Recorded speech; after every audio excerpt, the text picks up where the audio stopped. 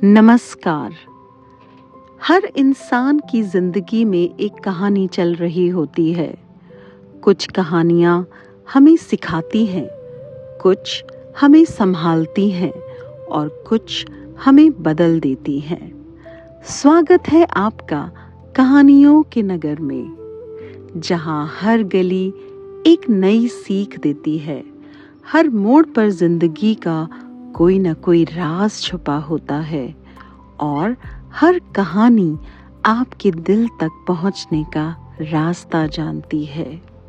यहाँ कहानियाँ सिर्फ सुनाई नहीं जाती हैं, महसूस की जाती हैं। तो आइए आज की कहानी सुनते हैं। आज की कहानी किसी एक व्यक्ति की नहीं है, यह एक लोक कथा है जो समय के साथ अलग अलग रूपों में दुनिया भर में सुनाई जाती रही है। यह कहानी हमें सिखाती है कि सफलता अक्सर आखिरी प्रयास के ठीक पहले ही छुपी होती है। चलिए सुनते हैं आज की कहानी, आखिरी प्रयास। बहुत समय पहले एक शांत सुंदर सा गांव था, जहां सुबह की हवा में मिट्टी की खुशबू घुली हुई रहती थी और लोग सादगी में विश्वास रखते थे।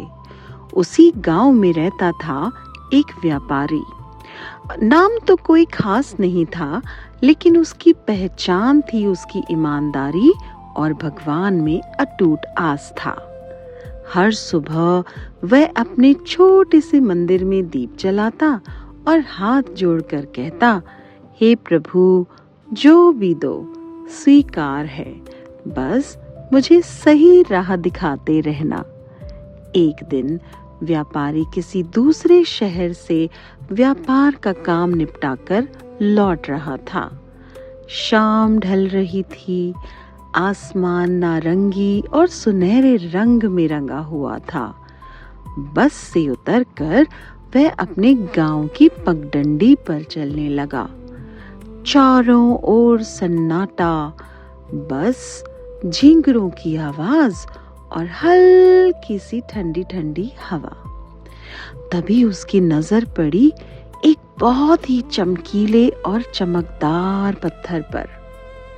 वो पत्थर कुछ अलग था, मानो उसमें कोई रहस्य छुपा हो। व्यापारी एकदम से ठिठक गया। यह पत्थर कितना सुंदर है, उसने मन ही मन सोचा। उसके भीतर एक भावना जाग गई, क्यों ना इसे मैं अपने घर के लिए भगवान की एक सुंदर मूर्ति बनवाऊं। उसने तुरंत पत्थर उठा लिया और आगे बढ़ गया। रास्ते में उसे एक प्रसिद्ध मूर्तिकार की दुकान दिखी। दुकान में चारों ओर अधूरी और पूरी मूर्तियां सजी हुई थीं, मानो पत्थरों में प्राण बसते हों। व्यापारी जल्दी से अंदर गया और बोला, भाई साहब, क्या आप इस पत्थर से देवी माँ की एक सुंदर प्रतिमा बना सकते हो? मूर्तिकार ने बड़े ही आत्मविश्वास से कहा, क्यों नहीं, बिल्कुल बन जाएगी। आप कुछ दिन बाद आकर ले जाइएगा। व्यापारी संतुष्ट होकर चला गया। अब मूर्तिकार ने पत्थर को देखा। उसकी चमक तो बहुत अच्छी थी, लेकिन वो पत्थर की कठोरता साफ झलक रही थी। उसने हथौड़ा उठाया और जोर से पत्थर को दे मारा। ठक ठक, पहला प्रयास, दूसरा प्रहार। पत्थर पर कोई असर नहीं हुआ। उसने थोड़ा और जोर लगाया। ठक ठक ठक, लेकिन पत्थर जैसे हिला तक नहीं। मूर्तिकार के माथे पर पसीना आ गया। इतना कठोर पत्थर! पर उसने भी हार नहीं मानी। दिन पर दिन वो प्रहार करता रहा। कभी गुस्सा, कभी निराशा, कभी उम्मीद तो कभी थकान, उसने अपनी पूरी ताकत लगा दी, लेकिन वो पत्थर नहीं टूटा। कुछ दिन बाद व्यापारी लौटा। उसकी आंखों में बहुत उत्साह था कि शायद उसकी मूर्ति बन गई होगी। वो सोचने लगा, आज तो मेरी देवी माँ की मूर्ति तैयार ही होगी। लेकिन मूर्तिकार वहां उदास बैठा हुआ था। मूर्तिकार ने कहा, मुझे माफ कर दीजिए, मैंने बहुत कोशिश की, लेकिन ये पत्थर नहीं टूटा। इससे मूर्ति बनाना तो संभव ही नहीं है। व्यापारी का चेहरा एकदम से उतर गया। उसने चुपचाप पत्थर उठाया और वहां से चला गया। आगे बढ़ते हुए उसे एक और मूर्तिकार की दुकान दिखी। उसने सोचा, एक आखिरी बार कोशिश कर लेता हूं। वह अंदर गया। व्यापारी ने उस मूर्तिकार को कहा, क्या आप इस पत्थर से देवी माँ की मूर्ति बना सकते हैं? दूसरा मूर्तिकार मुस्कुराते हुए बोला, क्यों नहीं, कोशिश करेंगे। उसने हथौड़ा उठाया और जैसे ही उसने चोट की, पहले ही प्रहार में वो पत्थर टूट गया। व्यापारी हैरान रह गया, यह कैसे हुआ?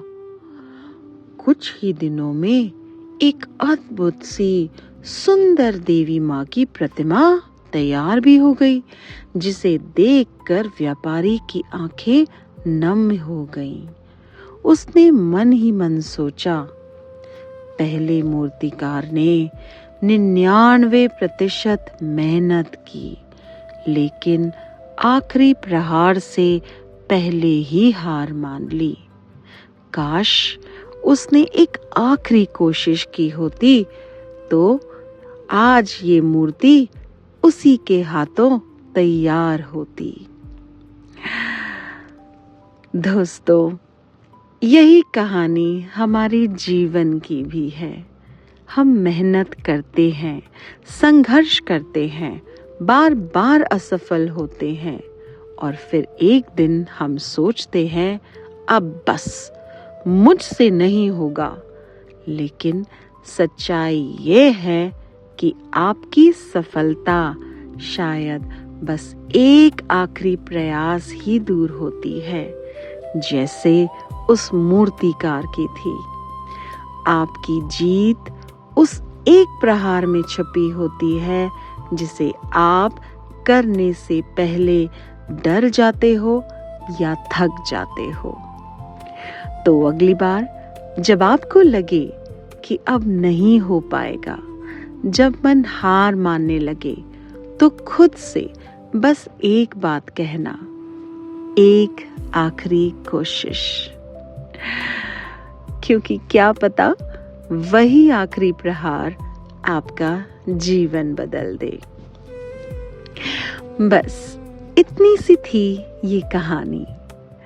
अगर ये कहानी आपके दिल को छू गई हो तो इसे जरूर शेयर कीजिएगा, ताकि कोई और भी अपने आखिरी प्रयास, अपनी आखिरी कोशिश करने से पहले हार ना माने। और हाँ, ऐसे ही प्रेरणादायक कहानियों के लिए हमारे चैनल को सब्सक्राइब करना ना भूलें। आती रहूंगी मैं ऐसी लोकप्रिय कहानियों के साथ। मैं आपकी वंदना। कहानियों का नगर को सब्सक्राइब करने के लिए, लाइक करने के लिए आपका धन्यवाद।